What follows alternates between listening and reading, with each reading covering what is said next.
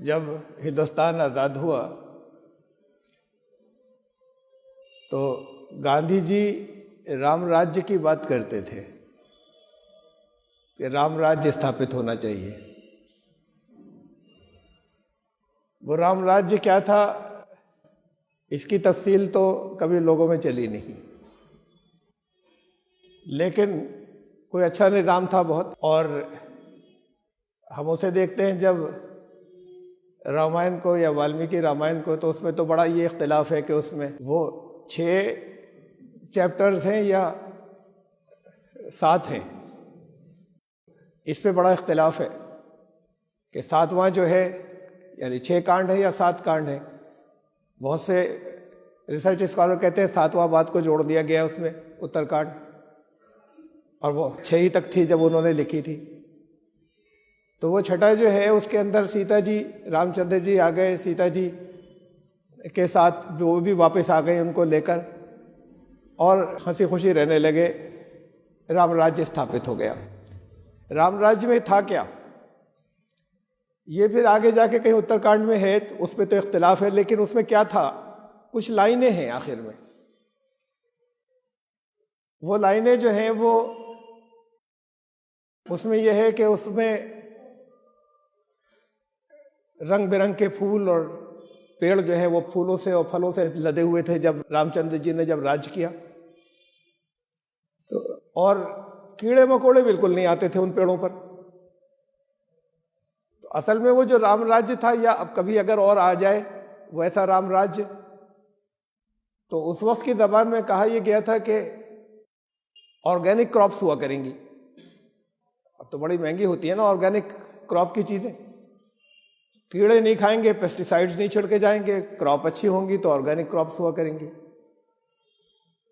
बादल अपने वक्त के ऊपर आकर बिल्कुल सही पानी बरसाएंगे, तो इसका मतलब ये कि कहा यह गया था कि तब जो कुछ था अब आइंदा कभी अगर कायम होगा तो वो निज़ाम ऐसा होगा कि उसके अंदर इकोलॉजिकल बैलेंस पूरा कायम होगा, माहौलियात जो है, फिर ये मौसम की गड़बड़ नहीं हुआ करेगी।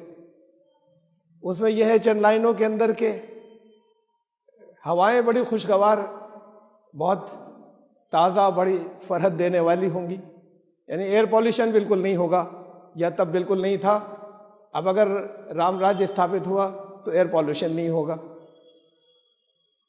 सब लोग जो हैं वो भलाइयों और नेकियों में लगे होंगे और झूठ कोई नहीं बोलता होगा, ये लिखा हुआ है खास तौर से। यानी तब राम राज्य जो हुआ उसमें झूठ कोई नहीं बोलता था, ये बड़ी अहम बात है। लोग नेकियों में लगे होंगे और झूठ कोई नहीं बोलता होगा अगर राम राज्य आया तो, या पहले जो कुछ अगर आया था, जब उसमें लिखा हुआ है जो चंद लाइनों में दिया है कि उसमें क्या हुआ था फिर जब उनका राम राज्य स्थापित हो गया था। तो झूठ खत्म होगा तब आएगा। अब ये राम राज्य की बात तो चली, कांग्रेसी दौर के अंदर चलती रही, करप्शन बढ़ता रहा, गांधी जी ने तो कहा था। फिर वो कांग्रेस का टाइम खत्म हुआ, दूसरी सरकार आई, वहां हिंदुत्व के निजाम की बातें होने लगी, करप्शन और बढ़ गया और झूठ बेइंतहा हो गया चारों तरफ।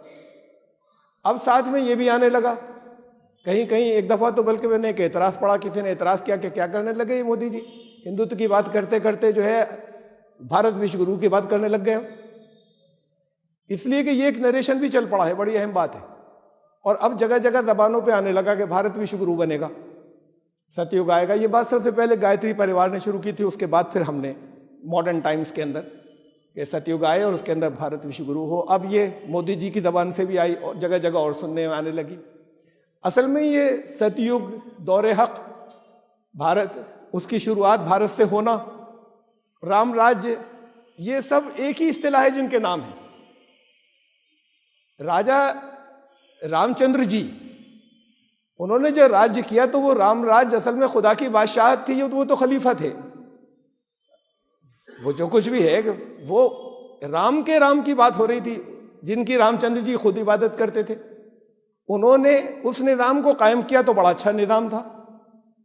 वो सचमुच हुआ था या नहीं हुआ था, लेकिन जो नरेशन हमें मिलता है वो ये है, और ये है कि भाई वो राम राज्य स्थापित होना चाहिए, तो सबको वेलकम करना चाहिए कि वो राम राज्य तो जरूर स्थापित हो और जरूर कायम हो, जिसके अंदर एयर पॉल्यूशन ना हो, जिसके अंदर वाटर एबेंडेंस हो, जिसके अंदर इकोलॉजिकल बैलेंस जो है वो हो, लोग खुश रहे, झूठ कहीं पर न हो।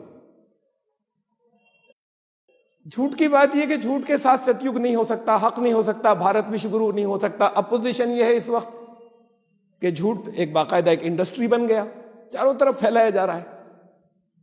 हिटलर के जमाने में यह हुआ था, ये होता है फैशिज्म के अंदर, कि उनका पब्लिसिटी इंचार्ज जो था, उस वक्त ही आईटी सेल नहीं हुआ करते थे, पब्लिसिटी इंचार्ज था, तो गोबल्स उसका नाम था, जोसेफ गोबल्स। और ये आप लोगों ने सुना होगा, बहुत मशहूर, ये असल में उसने शुरू की थी, उसने ये बात कही थी। हिटलर के पब्लिसिटी इंचार्ज ने, एक झूठ को इतनी दफा बोलो कि वो लोगों को सब सच लगने लग जाए। फिर हुआ क्या आखिर में?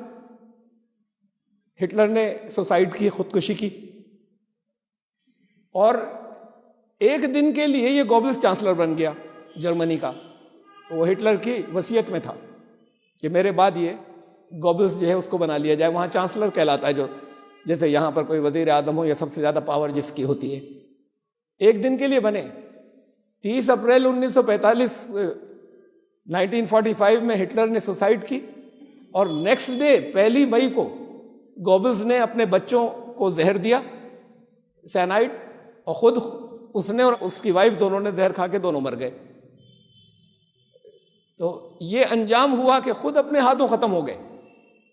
ये होता है, ज्यादा लाइफ नहीं होती, बहुत लंबी लाइफ नहीं होती, और समझते अपने वक्त में यह है कि हमने एक पूरा निजाम कायम कर दिया झूठ का, और वही सच बन गया, तो वो ज्यादा दिन चलता नहीं, चाहे जैसे बिखरे। कुदरत का निजाम यह है कि खत्म हो जाता है। तुम्हारी तहजीब अपने खंजर से आप ही खुदकुशी करेगी, जो शाखे नाजुक पे आशियाना बनेगा नापायदार होगा। स्टेबल नहीं होता, अनस्टेबल होता है, और फिर खत्म हो जाता है। अपने वक्त में समझते हैं कि हम हमेशा रहेंगे। बड़े बड़े ताकत वाले थे, आपने देखा होगा, बहुतों को जानते होंगे, कि ऐसी कि बस मुंह से जो निकला वो हर हालत में पूरा होना है, और उनका अपना क्या हुलिया हुआ और क्या हश्र हो गया। समझते ही हैं कि पावर रहेगी हमेशा, और ताकत रहेगी, और हमारा निज़ाम रहेगा। बहरहाल ये निज़ाम सच का निज़ाम नहीं होता जहाँ इंसाफ नहीं हो। राम राज्य अगर सचमुच कोई हुआ था या आइंदा कभी कायम किया जाए, तो वो राम राज्य वही है जिसके लिए सिखों ने ये कहा कि राज करेगा खालसा, और बड़ी फिर उसके बाद खून बहाया। वो सचमुच टेररिज्म बन गया। टेररिज्म बना इसके अंदर के भी उनको रोकने की कोशिश की गई, उनके साथ ज्यादतियां हुई, लेकिन उन्होंने बहुत बेकसूरों को मारा, जगह जगह बहुत मारा। वो एक टेररिज्म था। राज करेगा ये खाली सिखों की बात नहीं, ऐसे नहीं राज करेगा, जब खालिस हो जाएंगे। गुरुओं की तालीमात तो मालूम नहीं, उन्हें कुछ नहीं मालूम। सबसे नया एक तरीके से मजहब, और सिवाय सुबह जो अरदास होती है उसके सिवा वो ग्रंथ साहब के बारे में कुछ नहीं जानते। बहुत ऊपर रखा होता है, उतारने की भी इजाजत नहीं होती। वहां बहुत धुलाई सफाई उन तमाम चीजों के पूरा होने के बगैर उसको ऊपर से नीचे भी नहीं उतार सकते जहां ऊपर रखा होता है। तो सबसे ज्यादा तो ये कटे हुए। अब इन्हें नहीं मालूम कि खालसा था क्या। वाकई खालिस हो जाए, जहां खुलूस आ जाए, जहां सारी अच्छाइयां फैल जाएं, वो राज आना चाहिए, उस खालसा का राज। वो है क्या, ये तो फिर उसे देखे ना कि गुरु नानक जी ने क्या कहा था कि खालसा, यानी असल में उस वक्त लफ्ज खालसा नहीं आया था गुरु नानक के समय तक, लेकिन उन्होंने बताया था कि असल में सच्चाई क्या है और हकीकत क्या है और खुदा क्या है और दुनिया के बाद क्या होगा और लोगों को क्या समझना चाहिए और कैसे मानना चाहिए। ये दुनिया के अंदर ये इस्तिलाहें हैं, उनकी टर्मिनोलॉजी अलग अलग। हजरत ईसा अलैहिस्सलाम, बड़ा मशहूर है पहाड़ी का वाज, सरमन ऑफ द माउंट। वो जैतून की पहाड़ी पे जाकर बैठे और वहां से उन्होंने एक वाज कहा। बाइबल के तकरीबन 3 चैप्टर्स के अंदर है, वो बड़ी अच्छी बातें हैं। उन्होंने कहा कि वो कानून यहूदियों का जो चला रहा था तौरात का, उनका कानून की हर बात पर अमल करना, लेकिन कानून एक स्पिरिट को भी समझो, रूह को समझो। होना तो ये चाहिए कि खाली इतना नहीं कि तुम कानून पर अमल करो, जिसने कत्ल किया कातिल को कानून पकड़ ले। अरे कोई किसी पे गुस्सा करे वो भी कानून की ग्रिप में आना चाहिए, लोग इतने साफ सुथरे हों। तुम कह रहे हो कानून में ये लिखा है कि व्यभिचार जिना बहुत बुरी चीज है। असल बात तो ये है कि किसी ने अगर बुरी नजर से किसी को देखा या बुरी नजर से किसी पर हाथ उठाया तो वो कर चुका, उसके आंखें जिना कर चुकी, उसके हाथ जिना कर चुके। तुम्हें ये बताया गया था, असल में तो तुम ये समझो। तो बड़ी अच्छी तालीमात है, वो 3 सफ़ों के अंदर है। और फिर उन्होंने कहा कि तुम में से अगर कोई एक भी ये जो बताई गई तुम्हें, मैंने जो बातें बताई यानी कानून की, तो ये कहा पूरी पाबंदी करना, लेकिन इस कानून की असल स्पिरिट को समझो तुम, कि गुंजाइश ही नहीं होनी चाहिए उस जगह तक जाने की कि जहां बुराइयां हो और लोग किसी के ऊपर हाथ उठाएं। तो उसमें कहा इनमें से जो मैंने तुम्हें बताई कोई छोटी सी छोटी बात की भी अगर खिलाफ वर्जी करेगा तो वो खुदा की बादशाहत में, किंगडम ऑफ हेवन में, किंगडम ऑफ गॉड में वो एंटर नहीं हो सकेगा, दाखिल नहीं होगा।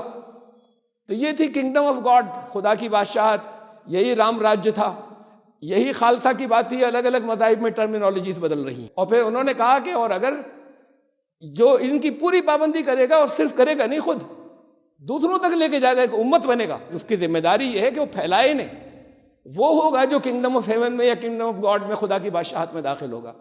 ये खुदा की बादशाहत का जो उन्होंने, बाइबल ने जो, हज़रत ईसा ने जो कॉन्सेप्ट दिया, जो ये सिख जिसे खालसा कहते हैं, खालसा का राज करेगा खालसा, और जिसे इन्होंने राम राज्य कहा या सतयुग का आना, ये सब अलग अलग टर्मिनोलॉजीज हैं। और यही आपके यहाँ खिलाफत का निज़ाम, ये टर्मिनोलॉजी जब यहाँ पर मुसलमानों के यहाँ आई, खिलाफत का निज़ाम ऐसे थोड़ी होगा कि उससे लोग, पूरी दुनिया डर रही हो, खौफ खा रही हो कि साहब ये खिलाफत मूवमेंट यहाँ पर चल रहा है, रोको, किसी तरीके से पकड़ो, दहशतगर्द हैं। और जगह जगह ये खिलाफत की तहरीकों के नाम पर हुई हैं ऐसी चीज़ें कि लोग डरें, बजाय इसके कि लोग वेलकम करें, उससे खौफ खाएं। हज़रत उमर कहते थे कि अगर दजला के किनारे, इराक का रिवर है, दरिया, अगर दजला के किनारे एक कुत्ता भी भूखा सो जाए तो उमर को यहाँ बैठने का हक नहीं, और उमर को उसका हिसाब देना पड़ेगा। कुत्ता, इंसान नहीं। ये एक हदीस की बुनियाद पर था, मुस्नद अहमद की, कि रसूलुल्लाह सल्लल्लाहु अलैहि वसल्लम ने फरमाया कि जिस बस्ती में कोई एक भी भूखा सो जाए, अल्लाह की हिफाजत की जिम्मेदारी उस बस्ती पे से उठ जाती है। एक भूखा अगर सो जाए, तो ये है निज़ाम इलाही कि अगर दुनिया में एक भूखा ना रहे, तब दुनिया में वो सतयुग होगा, तब दुनिया में राम राज होगा, तब दुनिया में सही खिलाफत कायम होगी। भूख न हो, खौफ न हो, ला खौफुन अलैहिम वला हुम यहज़नून, कोई किसी से डरता ना हो। एक औरत यमन से चली, बूढ़ी औरत, अकेली, तन्हा, उसके साथ गहने जेवर थे, वो मक्के तक आई हज करने के लिए, और रसूलुल्लाह सल्लल्लाहु अलैहि वसल्लम ने इसकी पेशिनगोई की थी कि ऐसा होगा, और सचमुच हुआ। फिर वो मक्के तक आई हज करने के लिए, तन्हा आई और वापस गई, और उसको सिवाय अल्लाह की ज़ात के, खुदा की ज़ात के, किसी का कोई खौफ नहीं था। कि खुदा का खौफ मतलब मुझसे कोई गलती, नाफरमानी ना हो। ये निज़ाम अगर कोई बनता है, ऐसा कोई निज़ाम आता है, तो वो निज़ाम इलाही है, वही राम राज्य है, वही खालसा का राज है। ये जगह जगह जो उसकी सिफात बताई गई हैं वो सब एक जैसी हैं, मिलती जुलती हैं, अलग अलग।